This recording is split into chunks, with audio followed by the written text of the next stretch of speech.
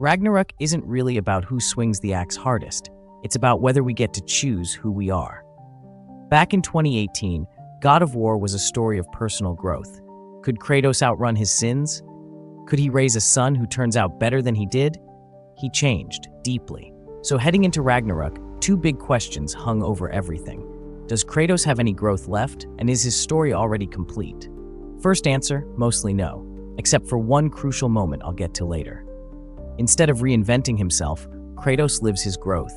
He proves it, making wiser calls, refusing to relapse into old violence, and sparking change in others like Freya and even Thor.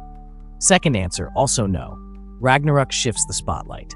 This isn't a tale about self-improvement, it's about destiny, fate, and choice. Do our choices matter, or are we just acting out our natures? In a world drowning in prophecy, every character, Kratos, Atreus, Freya, Odin, is obsessed with what's supposed to happen. They chase it, fight it, and get trapped by it. And by the time the Nine Realms collide, the game makes a bold claim about prophecy. Fate may call the shots, but choice holds the mic.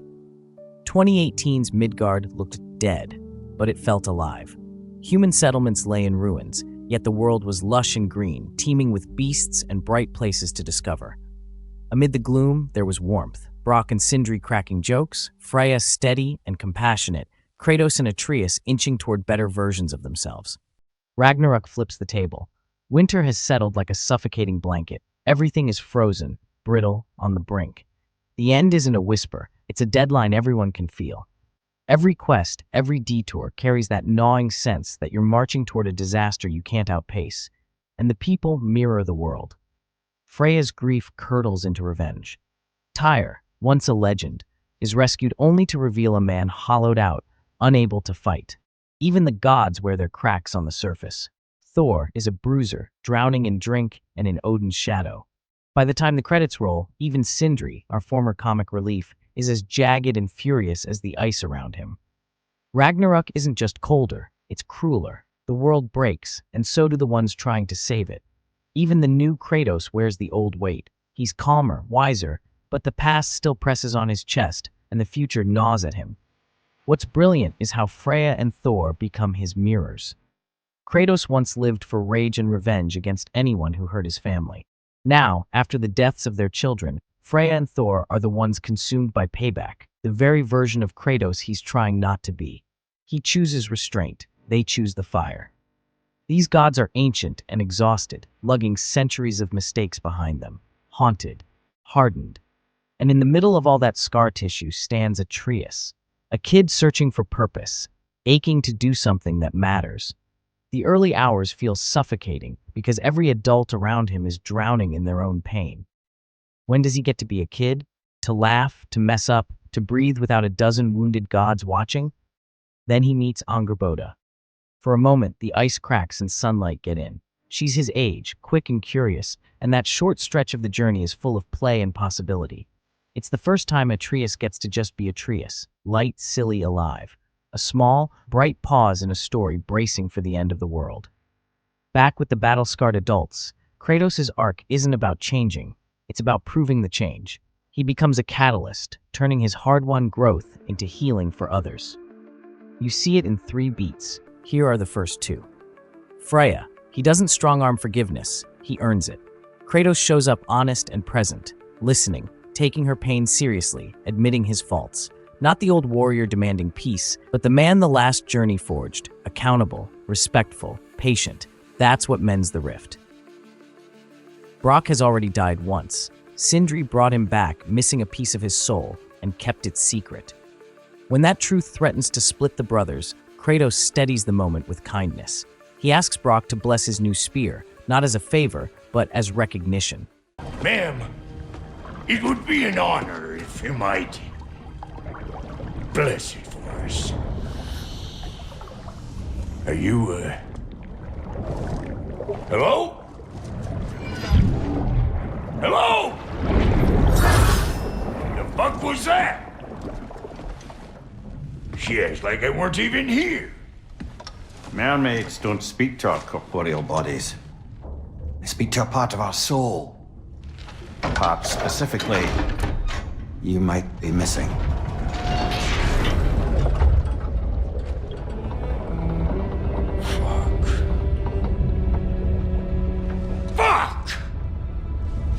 Sindri, you lying cat scrubber! I knew it. I died. I fucking died! The fuck you want? It needs a blessing. Yeah, well, the one to give us the blessing just fucked off into the tomb. It needs the blessing of a great blacksmith. What? No, I can't bless shit. I don't have all my soul bits. The blessing wouldn't mean squat. It is the nature of a thing that matters, not its form.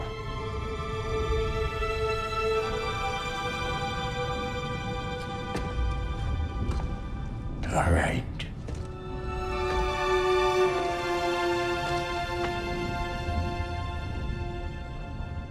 May this weapon strike true. May it be wielded with wisdom. May it be put down when its job is done. You are a master smith. Your craft is greatness, whatever you think you've lost. It's disarmingly tender, and it keeps their bond from shattering. A god who once broke everything now builds trust, confidence, community. And there's a third moment still to come. The third spark comes in the unlikeliest place. Kratos versus Thor. I expected a mythic brawl, bone-crunching, sky-splitting, classic God of War mayhem. But by the time I got there, I didn't want the fight anymore. Not like that, because Ragnarök doesn't treat Thor as a cartoon tyrant. It humanizes him. In earlier games, the gods were swaggering targets. When Kratos crushed them, you rarely felt much. Even the unjust kills slid by because those gods were insufferable. But Ragnarök lets you live with Thor. You meet his family. You see the bruises inside the bruiser, the drinking, the shame, the chokehold Odin has on him. And suddenly, like Kratos before him, you can see a different path for Thor. Not a better killer, a better father. So when the axes clash, the real victory isn't a fatal blow, it's a choice. After the fight, Kratos gets through. He doesn't beg or bully, he offers a way forward. For a heartbeat, Thor steps toward it. And that feels huge, not triumphant, human. Then Odin murders him. The moment is devastating, but the point stands. The possibility was real. Change was within reach. In a story about fate, that flicker of choice matters, and it echoes long after the thunder stops. Just when Atreus finally finds a little light, the future barges in. Angrboda reveals the giant's prophecy. Atreus will serve Odin, the tyrant he hates, and then Kratos will die. It wrecks him. He swears to fight it. Angrboda urges the opposite. Accept what's written, savor what time you have. To her, fate is rigid, destiny absolute. The story plays out whether you believe it or not, but fate cuts both ways. Angrboda's own mural says she's done here. Fade out, exit stage left. She doesn't like that at all. And ultimately, she refuses to vanish, quietly disproving the rigidity she preached. Even the keeper of prophecies wants a choice. Meanwhile, Kratos has prophecy on his back too. He's already seen one vision of his death.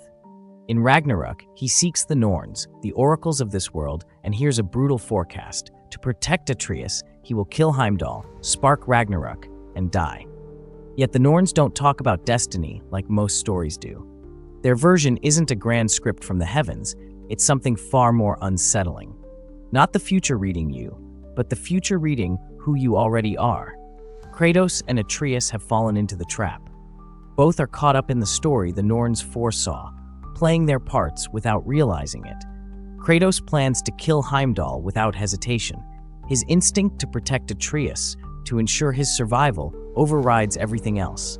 He's ready to embrace the inevitable fight, believing it's the only way forward, the only way to keep his son safe.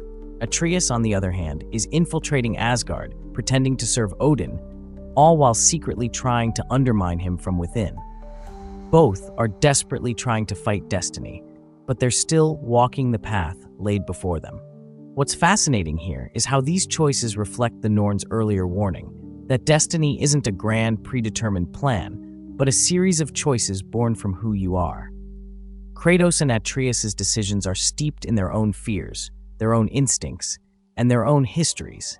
Kratos, once ruled by rage, still finds himself fighting to protect his son, even at the cost of his own life.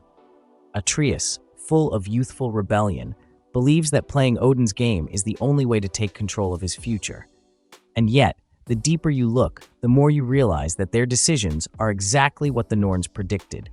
Kratos moving toward his death by defending his son, and Atreus getting pulled further into Odin's grasp. Their actions are guided by their nature, no matter how hard they try to escape it.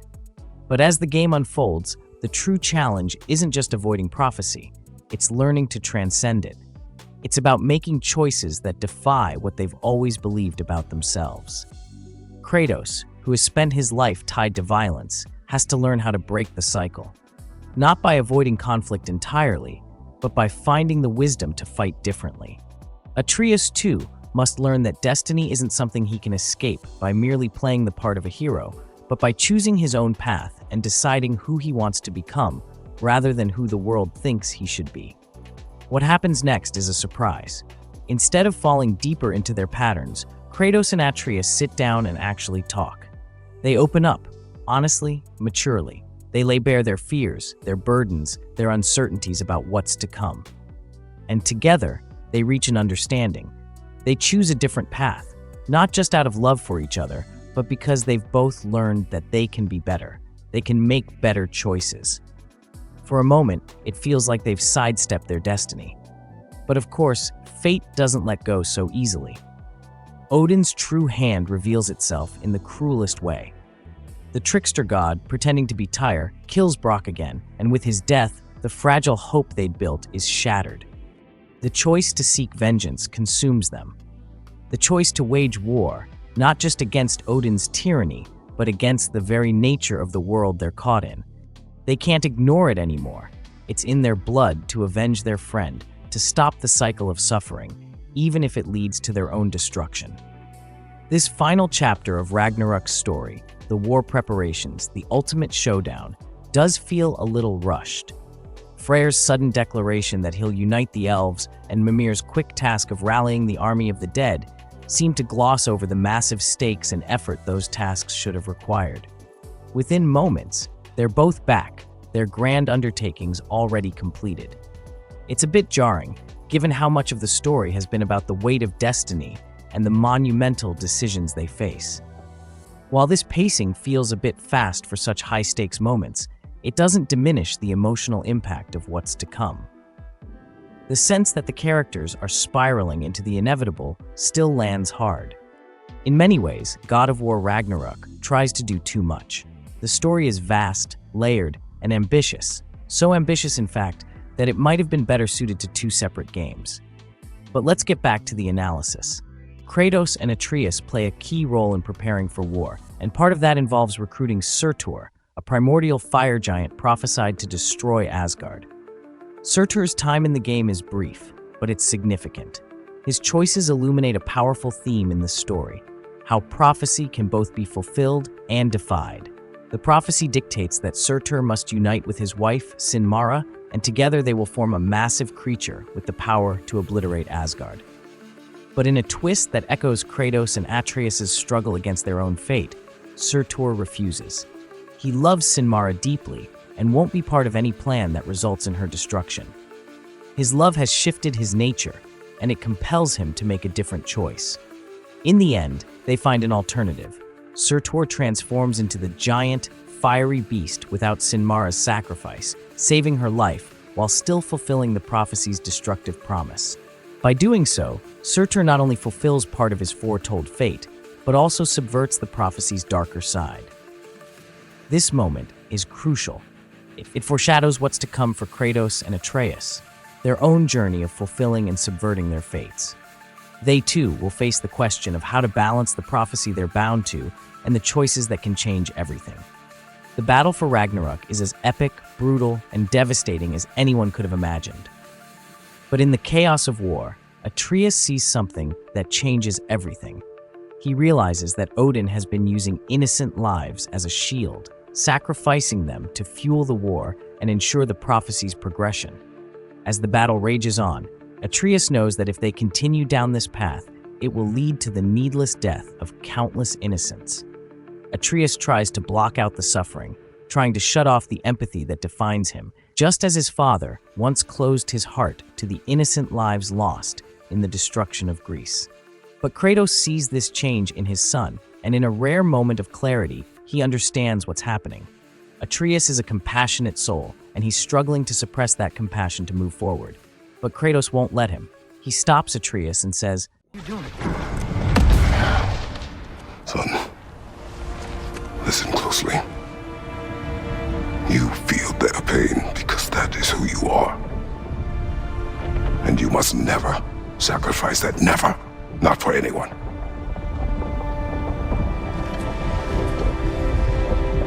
I was wrong, Atreus. I was wrong. Open your heart. Open your heart to their suffering.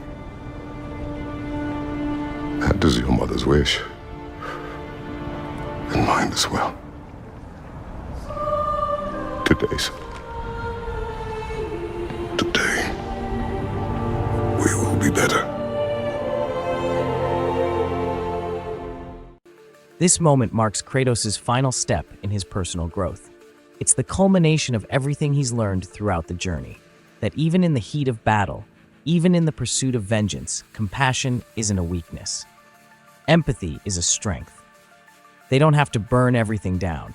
They don't need to destroy all of Asgard or the entire pantheon. They just need to take down the one god who deserves it, the one evil god who's responsible for it all. This realization is Kratos' evolution. He understands that the path to true victory is not through bloodshed, but through focused, righteous action. The battle isn't about annihilating the world, it's about choosing the right fight for the right reasons. With compassion, empathy, diplomacy, and strength, Kratos and Atreus defy fate. They fulfill the prophecy of Odin's destruction while subverting the doom of the Nine Realms. In this pivotal moment, Kratos' love for Atreus has transformed him, allowing him to make a new choice. It's a quiet revolution in his heart. He has changed, and his decisions now reflect that growth.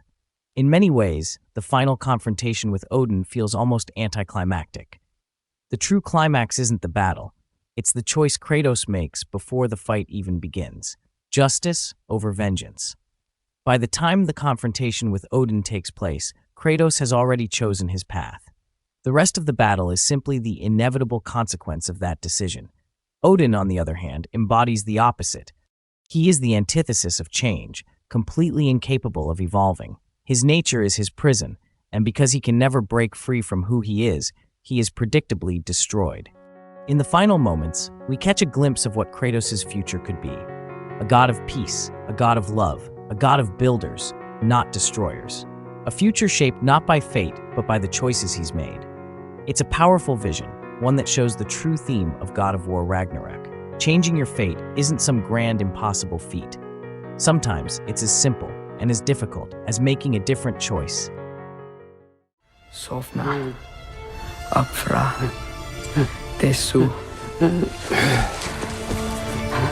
Sovna. Hithan. Sovna. Sovna. Sovna.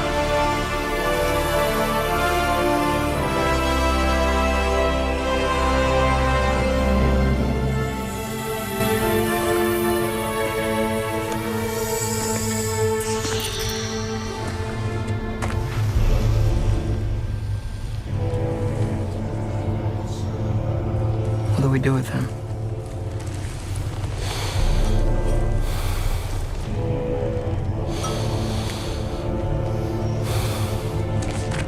I swore I would never rob from you the choice between life and death.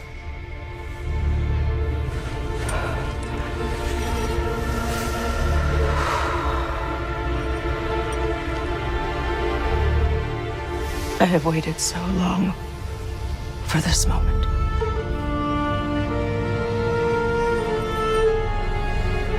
And now that I'm here,